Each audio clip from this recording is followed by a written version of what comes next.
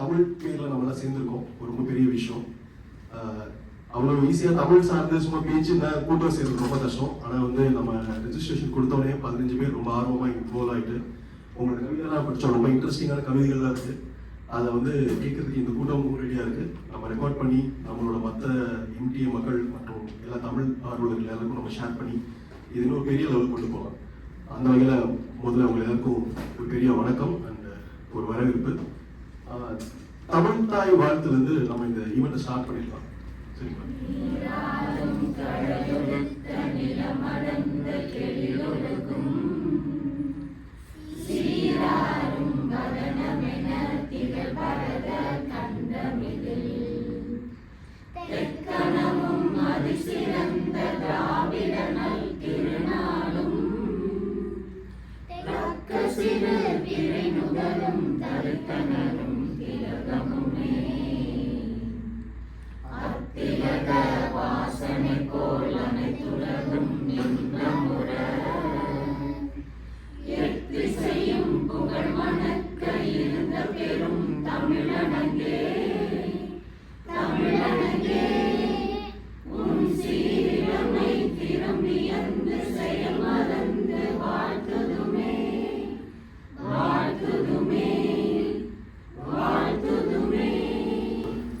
நம்மளுடைய தமிழ்மணி சார் அவர்கள் வந்து ஒரு வரவேற்புரை கொடுப்பது அன்புடன் கேட்டுக்கொள்கிறோம். அதோடு நம்ம கவியரங்கத்தை சிறப்பாக தொடங்கலாம்.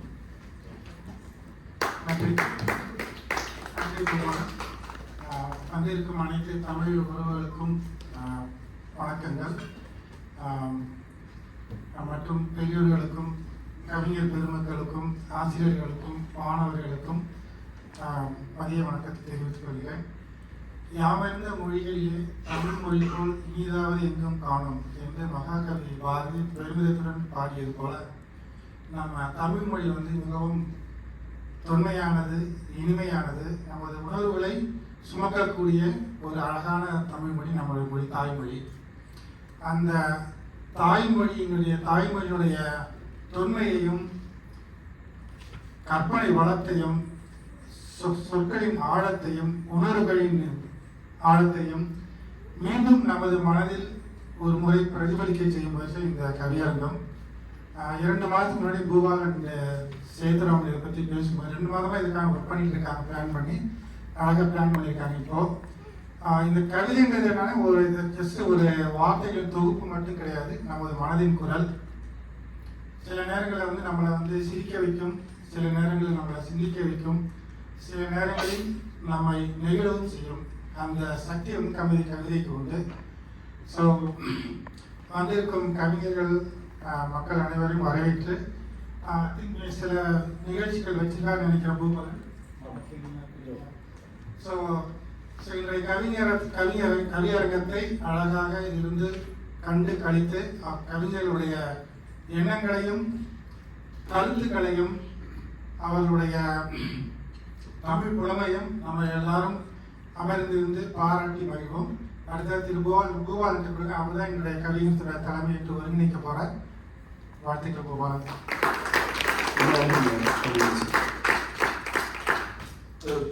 நமக்கு வந்து என்னதான் ஈவெண்ட் நடந்தாலும் நமக்கு தமிழ் மணி சார் அந்த மாதிரி ஒரு உந்துதல் சக்தி நமக்கு கண்டிப்பாக தேவை. அது நம்மளை வந்து அடுத்தடுத்த நிகழ்ச்சிகள் நடத்துறதுக்கான ஒரு புஷ் இருக்கணும். அதுக்கான ஒரு சரியான ஒருத்தர் தான் தமிழ் மணி சார். ஸோ ரொம்ப நன்றி இந்த நிகழ்ச்சியை நடத்துறதுக்கு முன்னில் ஒரு ஏற்பாடு பண்ணதுக்கு. அடுத்து வந்து நம்ம வந்து இந்த மாதிரி நிறைய நிகழ்ச்சிகள் நடத்திட்டு இருக்கோம். இது நம்ம 3வது 4வது கவியரங்கம் நடத்திட்டு இருக்கோம். ஆனால் வந்து எம்டிஏவின் கவியரங்கம்னு சொல்லிட்டு இதற்கு ஒரு அடையாளம் வைக்கலாம் அப்படின்னு நாங்கள் பேசுறப்ப தமிழ்மணி சார் வந்து அதுக்கு ரொம்ப ஓப்பனாக இருந்தார். ஆமாம், இது வந்து இதுக்கு ஒரு பேர் வச்சிடலாம். அது வச்சுட்டு இது வருடம் ஒரு கொடையின் கீழ் நிறைய நிகழ்ச்சி நடத்துறதுக்கான வாய்ப்புகளாக இருக்கும் அப்படிங்கிற நிகழ்ச்சிகள். ஸோ அந்த வகையில் வந்து நம்ம எம்டிஏக்குள்ள நடக்கிற நிறைய ஈவெண்ட்ஸ், இதுக்கப்புறம் கவியரங்கம் மட்டும் இல்லாமல் கருத்தரங்கம் நடத்தலாம், பட்டிமன்றங்கள் நடத்தலாம், விவாத மேடைகள் நடத்தலாம்.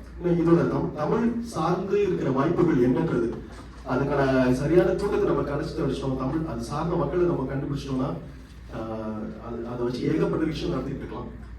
நம்மளோட மாணவர்களே அதை இன்வால்வ் பண்ணலாம்.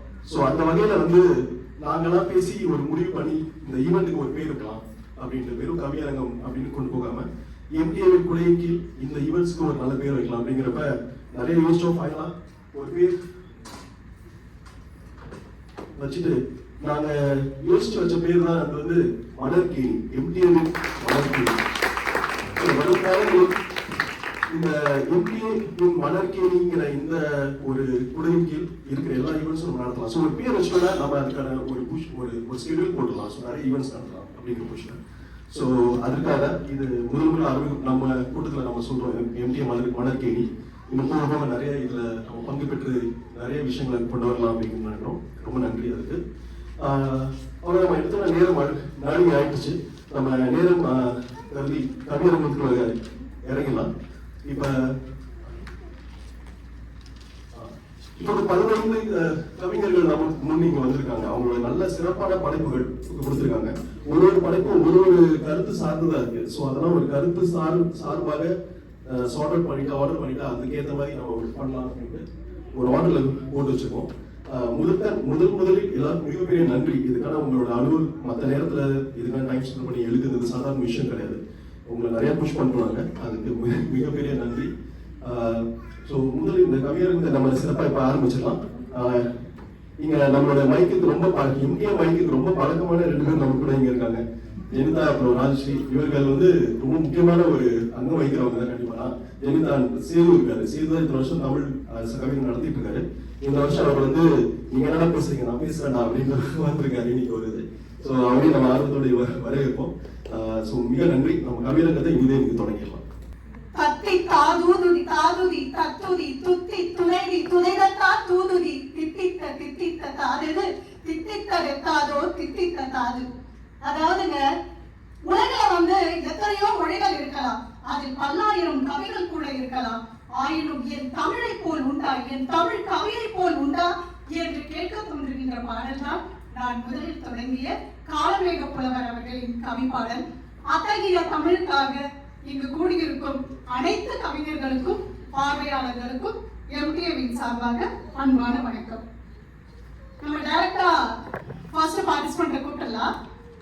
இவங்க வந்து சின்ன வயசுல இருந்தே தமிழ் ஆர்வம் பெற்றோர்களிடமிருந்தும் பக்தி பாடல்கள் பாடுவதிலிருந்தும் பைபிள் வசனங்கள் வாசிப்பதிலிருந்தும் தொடங்கி ராமாயணம், மகாபாரதம் போன்ற தொடர்கள், தமிழோடு விளையாடு, பட்டிமன்ற நிகழ்ச்சிகள் காண்பது, பின் மேடைகளில் அவை வேடம், பைபிளில் உள்ள சிறுகதைகளை வசனத்தோடு நடித்து அரங்கேற்றுவது, சிறு கவிதை துணுக்குகளை சேகரிப்பது இவற்றின் மூலம் வலுவுற்று கல்லூரியிலும் ஜல்லிக்கட்டு போராட்டத்திலும் கவிதையை அரங்கேற்றிட வழிவகுத்திருக்காங்க. நீண்ட இடைவெளிக்கு பிறகு தமிழ் மேல் கொண்ட ஆர்வம் எம்டிஏ தமிழ் பள்ளியில் தன்னார்வலராக இணைக்க பல நல்லுள்ளங்களின் ஊக்குவிப்பாலும் வழிகாட்டுதலினாலும் என் முதலாம் ஆண்டில் எனது கவித்திறனை காற்புள்ளி போட்டு தொடங்குறேன் அப்படின்னு சொல்லியிருக்காங்க. திருமதி கரோலின் அவர்களை மேடைக்கு அழைக்கிறோம். காற்புள்ளி போட்டு தொடங்குங்க.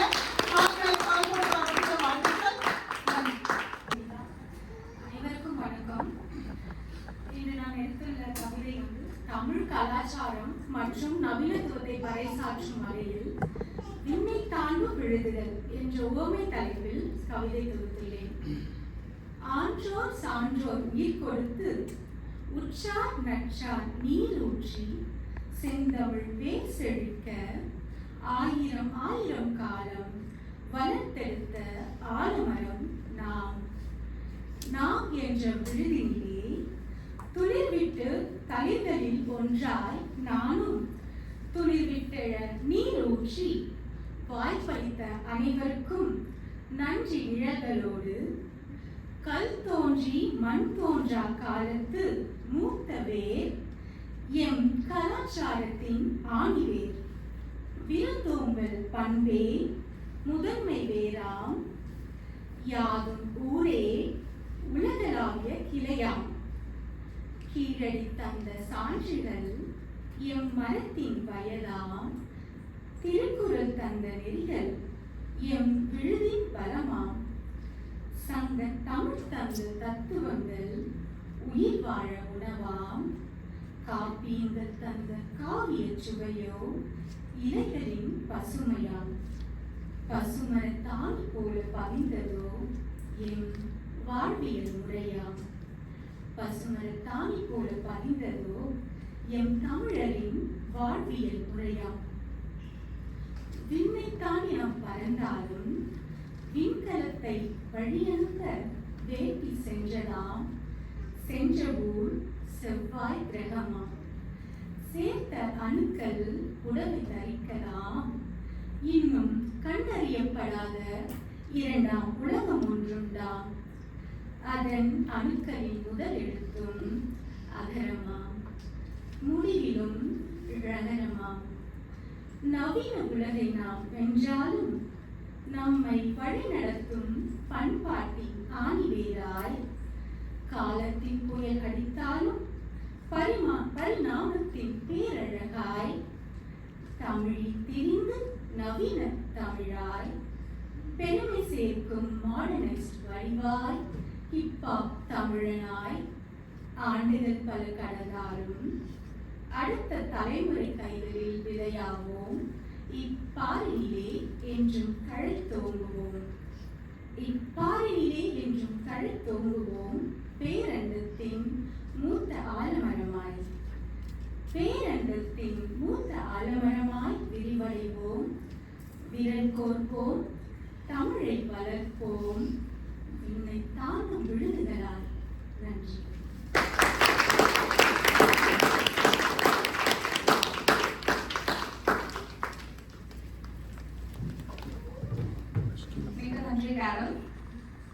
ரொம்ப ஆழமான ஆணிவேரான கருத்துக்கள்.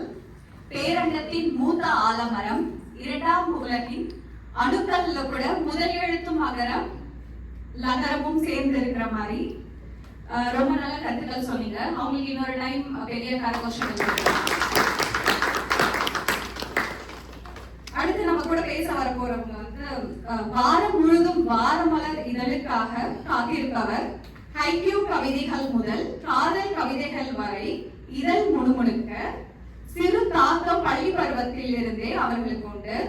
கவிதை வரிகளையும் மதுரை வானொலி நிலையத்தில் பாடலாய் ஒலிக்கச் செய்தவர்.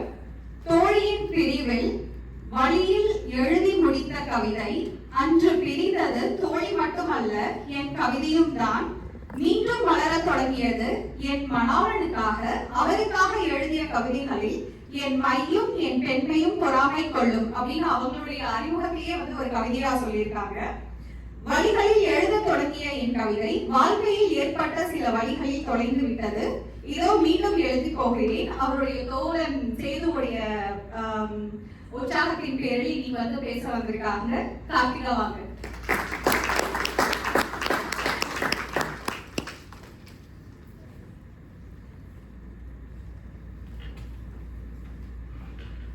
கடல் கடந்து வந்தாலும் காலத்தின் பின் ஓடினாலும் கடுகளவு மாறாது கற்ற தமிழின் அழகை மெருகேற்றிக் கொண்டிருக்கும் எம்டிஏ சொந்தங்களுக்கு உங்கள் கவி சொல்லும் கார்த்திகாவின் நன்றி கலந்த வணக்கங்கள். இது எனது சிறப்பான முதல் மேடை. இந்த கவிதையும் சிறந்ததுதான். ஏனெனில் இந்த கவிதையை ஒரு சிறந்தவளுக்கு எழுதப்பட்டது. அவளுக்காக இவளால் எழுதப்பட்ட ஒரு உன்னதமான கவிதை. அவள்தான் என் அம்மா. என் கவிதையின் தலைப்பு கிறுக்கலிடல். வார்த்தையின் வரிகளில் எழுதப்பட்ட காதல் கிறுக்கல்கள் கவிதையாகும். இது என் வாழ்க்கையின் வழிகளில் எழுதப்பட்ட காவிய கிறுக்கல்கள் அவளின் காவியமாகும். என் முதல் கிறுக்கல் வகுப்பறையின் கருவளகையில் இல்லை, என்னை தாங்கியிருந்த கருவறையின் வயிற்றில். 1000 கிறுக்கல்களை தீர்த்திருப்பேன், இன்னும் அழியாமல் அழகாக அவளிடம்.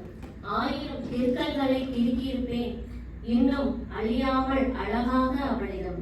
அவளுக்கு மருதி கொஞ்சம் அதிகம்தான். அவளை பற்றியதும் ஒருபோதும் இல்லை, எப்பொழுதும் என் கற்பனையே.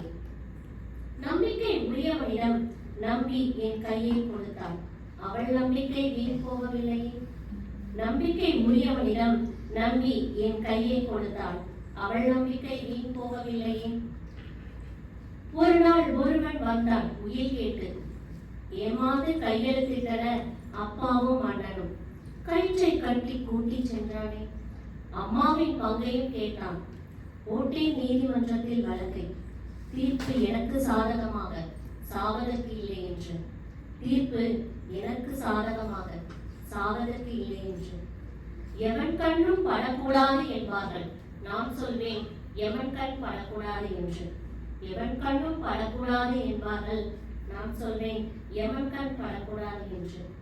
ஒரு நாள் என் அழைப்பு வர தவறினால் உடனே பதட்டப்படுவாள். நான் சொல்வேன் யாருடைய கருவறையின் முகவரி அறியாமல் எனக்காக பிறந்திருக்கும் என் அண்ணனாக, அக்காவாக, தம்பி தங்கையாக இங்கு எதற்கும் எனக்காக இருக்கிறார்கள், பதட்டப்படாதே என்று. மீண்டும் எனக்கு அடுத்த ஜென்மத்தில் உன் வகுப்பறையில் இடம் வேண்டும். மீண்டும் முதல் திருக்கணித அம்மா.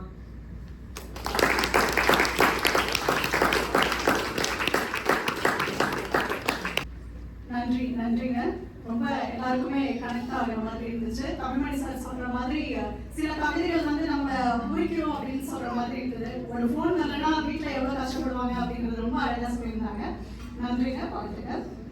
அடுத்த வந்து நம்ம அறிமுகப்படுத்தக்கூடிய நபர் தமிழ் மொழியின் மீது கொண்ட ஆழமான ஆர்வத்தால் கடந்த 6 ஆண்டுகளாக MTA கொப்பெல் இர்வின் கிளையில் ஆசிரியராகவும் தன்னார்வலராகவும் அர்ப்பணிப்புடன் பணியாற்றி வருகிறார்.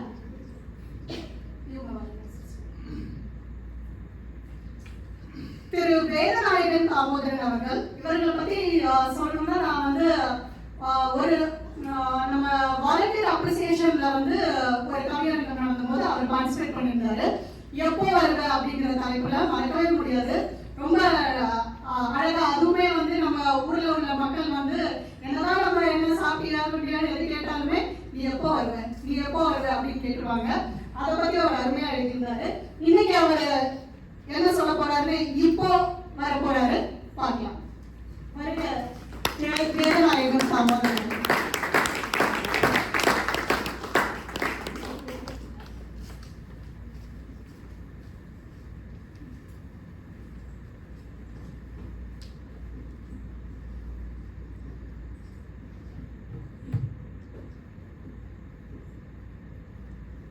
அனைவருக்கும் வணக்கம். நானேயும் தவம் செய்தேன், நற்றமிழ் நவிலும் வாய்ப்பை பெற்றேன். தமிழுக்கும் தமிழ் அமுதை சுவைக்க இங்கு வந்திருக்கும் தமிழ் உள்ளங்களுக்கும் முதற்கண்ணின் வணக்கங்களை கூறிக்கொண்டு தொடங்குகிறேன். தினமும் என்னை செதுக்கும் கவிதைக்கு நான் எழுதிய சில வரிகள். முகம் பார்க்கும் கண்ணாடி. மலைமுகத்தில் தலைமுட்டி கொஞ்சம் மேகம், கும்மிருட்டில் மின்மினிகள் செய்யும் மாயம், தூரத்தில் தரை மோதும் அருவியின் ராகம் உன் சிரிப்புக்கு முன்னே தூளாகிறது. மயிலிறகு உனை வருடி மெய்சிலித்து போகும், பூவிதழ்கள் உனை நாடி வாசத்தை சேரும், மான் கூட்டம் ஓடி வந்தும் நடையை காணும், நீ பேசும் மழலைக்கு குயிலினங்கள் நானும். தரிகெட்டு சுற்றும் பூமி பந்தை காந்த கை கொண்டிருக்கும் சூரியன் போல் அன்பெனும் சுடரொளி வீசிவிட்டாய், அனைப்பெனும் போர்வையால் என்னை ஆட்கொண்டாய். வண்ணத்தின் வாசலில் கோலமிட்டாய், என் எண்ணத்தில் தாய்மையை தூவிலிட்டாய். என் முதல் சொத்து வியர்வை உனக்கே அம்மா, நீ என் சேயா தாயா இரண்டும் அம்மா. முகம் பார்க்கும் கண்ணாடி நானாவேன், வழி தேடும் நேரத்தில் ஒளி விளக்காவேன். என் விரல் பிடித்து என்னோடு நடைபழகு, நான் அறியா எல்லைகளை தொட்டுவிடு. நன்றி. மிக நன்றி வேதா. உங்களோட வரிகள் வந்து நான் முத்துக்குமாரோட ஆனந்தி யாழை சாங்ல வந்து அவர் பாடுற மாதிரி இருந்தது. அடுத்து வந்து இந்த கவி பேச வர போறவங்க வந்து ஒரு மாண்டசரி ஆசிரியர். அவர் கடந்த 5 ஆண்டுகளா MTA அமைப்பில் ஒரு தன்னார்வலரா பெருமையோடு பணியாற்றி வருகிறார். இந்த ஆண்டு ப்ராஸ்பர் கிளையில் 6ஆம் வகுப்பு மாணவர்களுக்கு தமிழ் கற்பிக்கும் நல்வாய்ப்பு கிடைத்திருக்கிறது அவருக்கு. அவருக்கு வந்து கலைகள் மற்றும் விளையாட்டுகளில் மிகுந்த ஆர்வம் உண்டு. குறிப்பாக நடனம், விளையாட்டுகள், ஓவியம், கைவினை பொருட்கள் மற்றும் பறை இசை கலைஞரும் கூட. நித்யா தேவிகுமார் வாங்க. தேங்க்யூ ராஜஸ்ரீ. இந்த கவியரங்கு நிகழ்ச்சிக்கு வந்த அனைத்து பார்வையாளர்களுக்கும் இந்த கவியரங்கு நிகழ்ச்சியில் நானும் பங்கு பெற வாய்ப்பளித்த மெட்ரோபிளஸ் தமிழ் கல்வி கழக நிர்வாகிகளுக்கும் மற்றும் என்னை போன்ற கவி தொடுக்க காத்திருக்கும் அனைத்து உள்ளங்களுக்கும் என்னுடைய மனமார்ந்த வணக்கங்கள். இன்றைய கவியரங்கின் என் கவியின் தலைப்பு விதையும் அவளும். இந்த இரண்டு கதாபாத்திரமும் இப்பிரபஞ்சத்தின் உயிர் ஓட்டத்திற்கு காரணம். தொடக்கமும் இறுதியும் இவர்களால் இருப்பின் இந்த கவியை இதன் பெயர் கொண்டே ஆரம்பிக்கிறேன். விதையும் அவளும். விதையே இருண்ட இடத்தில் புதைந்திருந்தாலும் விடியலை தரும் ஒளியாய் முளைத்து மண்ணை துளைத்து மேலெழுந்து இடியிலும் மின்னலிலும் அகப்பட்டு ஜீவராசியின் காலிலும் கையிலும் மிதிப்பட்டு பிறருக்காக உடைந்து தன்னையே இழந்து இவ்வுலகத்தின் உயிர் காக்கும் வல்லமை படைத்த விதையே, மாற்றத்தின் பாதையை உருவாக்கும் உயிரே. உயிரே, உனக்கு நிகர் எவர் இல்லை என்று நினைத்தாயோ, இதோ உன்னை போல் அவளும் மனித உயிர் காக்கும் போராளி. அவளோ இருண்ட கருவில் தோன்றி விடியலை தேடி வெளிச்சத்தில் பிறந்து இது ஒளியா இருளா என்று திக்கற்ற நிலையில் வளர்ந்து பல நாவின் அடிபட்டு பாறையாக இருக்கும் இதயத்தில் அன்பையும் கருணையும் விதைத்தவள். பல இடையூறுகளை வென்று பல சாதனைகள் புரிந்தவள் அவள். பல கனவுகள் கொண்டு பலருக்காக தன்னுடைய கனவுகளை தகர்த்தவள். அவள் அடுப்பாங்கரையும் அவள் அழகை பாடும் குக்கர் விசிலாக. அவள் மௌனமும் பல கதைகள் கூறும். தனக்கென அடையாளத்தை தானே உருவாக்கும் சக்தியா அழியா சக்தி அவள். விதையே, மரம் வளர்ப்போம் என அறிஞர்கள் சொல்லிசை பாடினாலும், பெண்ணே பெண்ணியம் காப்போம் என கவிஞர்கள் புரட்சி கவிதை எழுதினாலும், இயற்கையின் திருவிளையாடலில் சிக்கினாலும், காலநிலையால் உடைக்கப்பட்டாலும், பலரின் சுயநலத்தால் சிதைக்கப்பட்டாலும், பல வடுக்களை சுமந்து இப்பிரபஞ்சத்தில் வாழும் பல வடுக்களை சுமந்து பிரபஞ்சத்தில் வாழும் அடக்கவும் அழிக்கவும் வீழ்த்தவும் முடியாத விதைக்கும் அவளுக்கும் இக்கவிதை சமர்ப்பணம். ஒரு கவிதை என்னதான் கவிதையில நிலவு அந்த மாதிரி ஒரு பெண்மை பத்தி பேசுறதுல உண்மையா ஒரு அழகும் ஒரு கருத்தாளமும் இருக்கிறதுல எந்த சந்தேகமும் இல்லை. அது ரொம்ப அழகா எல்லாருக்கும் புரியுற மொழியில ரொம்ப அழகா சொல்லிட்டாங்க. இப்ப வந்து பெண்களை பத்தி பேசியாச்சு. பெண்களை பத்தியும் பாடிட்டு இருந்தா இப்ப நம்ம ஆண்கள் நம்ம தான் என்ன நம்மளை பத்தி யாராச்சும் பாடல, நம்மளை பத்தி நம்மளே பாடிட்டு தான் உண்டு. இந்த கவர்மெண்ட் வந்து நம்மளே வடக்கு கீழே மாலை போட்டுக்கிற மாதிரி அந்த வகையில் இல்லாம ஒருத்தவங்க வந்து நம்மளும் பாடம் சொல்லிட்டு ஒரு நமக்காக ஒரு கவிதை பாடம் வந்திருக்காங்க. ஸோ அவங்க கூட நீங்க வரவேற்கலாம். வாங்க ரம்யா.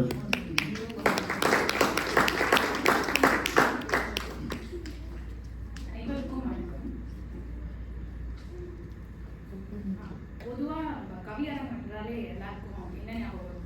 பெண், மகள், தாய் எல்லாம். இன்னைக்கு ஒரு மாற்றமா என்னோட தலைப்பு பார்த்தீங்கன்னா ஆண்.